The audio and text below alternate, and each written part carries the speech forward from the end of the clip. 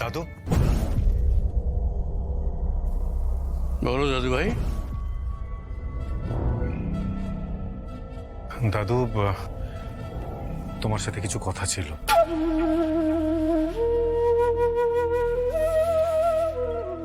তোমরা এবারে এসো। দারুণ গেয়েছো গোড়া।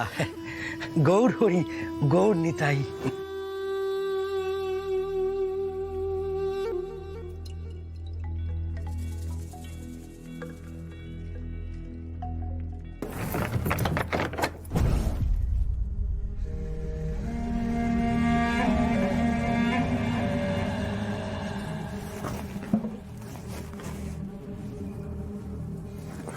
দাদু, তোমাকে না একটা কথা বলার আছে।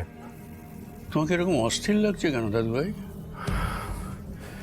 হ্যাঁ দাদু, আজকে পর পর আমার সাথে কিছু কিছু অদ্ভুত ঘটনা ঘটে চলেছে, আর সেগুলো না তোমার সাথে আলোচনা না করতে পারলে কিছুতেই শান্তি বোধ করছি না।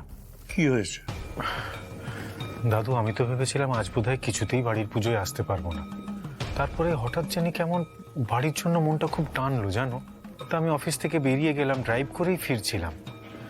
ঠিক নবদ্বীপ ঢোকার আগে ফাঁকা রাস্তার মাঝখানে হঠাৎ দেখি তিনজন সাধু।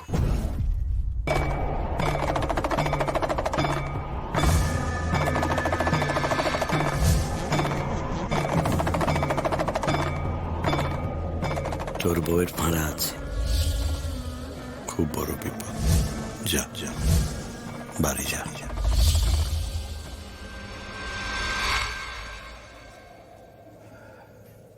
এইটুকুই?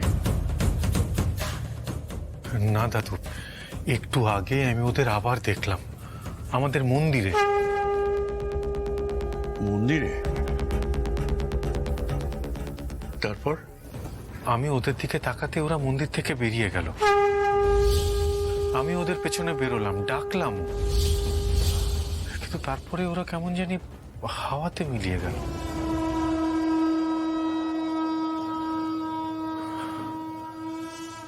রূপকে বলেছো? না, কাউকে কিছু বলিনি। আমি সবার আগে তোমার কাছে ছুটে এলাম কথা বলার জন্য।